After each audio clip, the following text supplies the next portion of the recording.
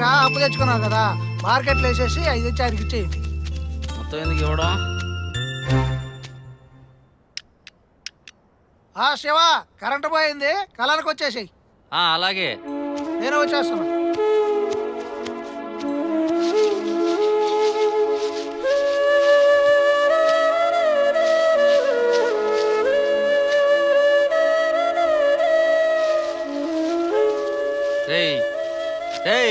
ఏం చేస్తున్నా? తెల్దా తెలవదంటారా నువ్వు? ఏంటి రమ్మన్నావు? నా మనసుకు నచ్చావు కాబట్టి మాట్లాడడానికి రమ్మన్నాను. అవునా? చెప్పు. నువ్వే చెప్పు. ఏంటి ఎప్పుడు లుంగీలేనా? విలేజ్ లో లుంగి, సిటీలో కూడా లుంగియేనా? అసలు చేంజ్ చెయ్యవా?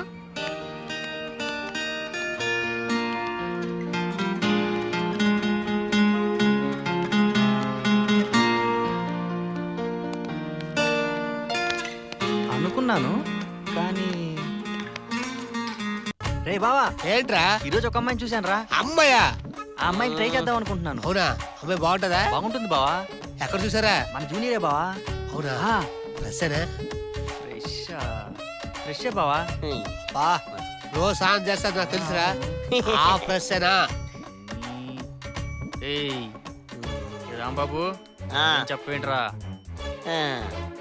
రోజంతా కాలేజీ నుంచి రూమ్కు రాగానే ఫ్రెండ్స్తో చెప్పే మొట్టమొదటి మాట అమ్మాయిల గురించి మాట్లాడటం. అలాగే ఏ పని పాట లేకుండా రోడ్డు మీద తిరిగే ప్రతి వాడు కూడా చెప్పే మాట అమ్మాయిల గురించి మాట్లాడటం. ఎందుకంటే ఏదో ఒక అమ్మాయిని ప్రేమించాలి, ప్రేమించేసుకుంటున్నావు. ప్రేమించి ఏం చేయాలనుకుంటున్నావు?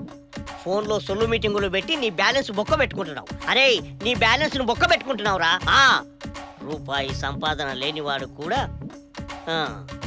తన లవరుతో మూతులు నాకేసుకోవాలని, ఏ గిఫ్ట్స్ ఇస్తే బాగుంటుందని, ఏ ఇస్తే బాగుంటుందని పక్కవాడితో తెగ పులు చేస్తుంటాడు.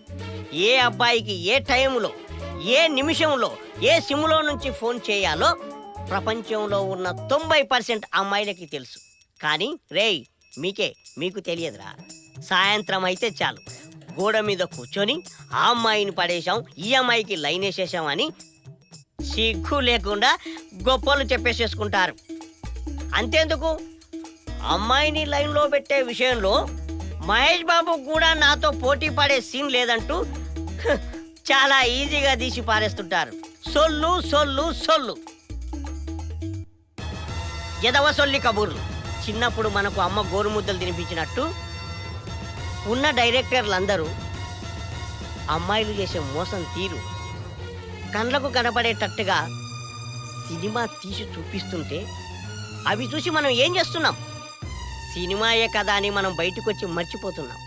తర్వాత లవర్ హ్యాండ్ ఇచ్చి ఇంకొకరితో తిరుగుతుందని తెలిసేసరికి గడ్డాలు పెంచేసుకుంటాం, ఫుల్లుగా మందేసేసుకుంటాం.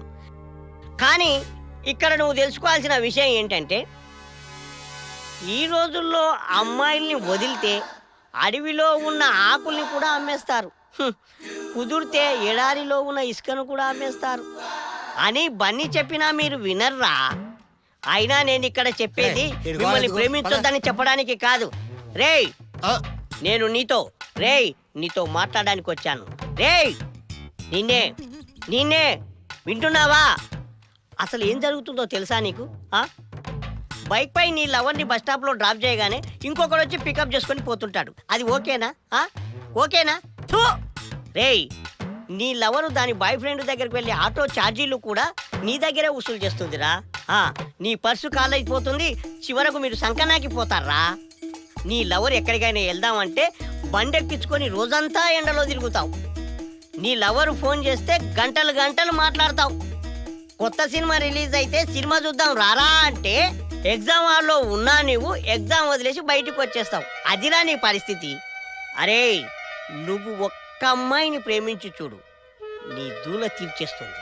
గుళ్ళో ప్రసాదం పెడితే బిల్లెంత అని అడిగే అబ్బాయిలను చూసి దేవుడా రక్షించు అని పవన్ కళ్యాణ్ బాధపడుతున్నారా? తెలుసా నీకు? నువ్వు ఇలానే ఉంటానంటే పవన్ కళ్యాణ్ ఎంత బాధపడినా ఏం లాభం రా. రేయ్, నేను పవన్ కళ్యాణ్ కలవడానికి వెళ్తున్నా. రేపు నువ్వు హైదరాబాద్ వస్తున్నావు. రేయ్, మనిద్దరం కలిసి వెళ్తున్నాం. నువ్వు వస్తున్నావా లేదా? మేము రాము. ప్రేమించుకుంటే పోయేది ఏం లేదురా. వీడు దేవదాసు అయ్యాడు అనే పేరు తప్ప. హైదరాబాద్ లో పవన్ కళ్యాణ్ ఇంటి ముందు ఈ రాంబాబు నీకోసం ఎదురు చూస్తున్నాడు. రారా. ఆ, వీడు మామూలుగానే అమ్మాయిలే పాడరు. అవును పాడరు. ఇది నీకు తెలుసు, అమ్మాయిలే కాదు అబ్బాయిలు కూడా పాడరు. నువ్వు రా. మీ ఎంకమ్మ మీరు మారర్రా. For more updates, like, comment, subscribe to our channel. Hey darlings, గంటని click చేయడం మర్చిపోకండి.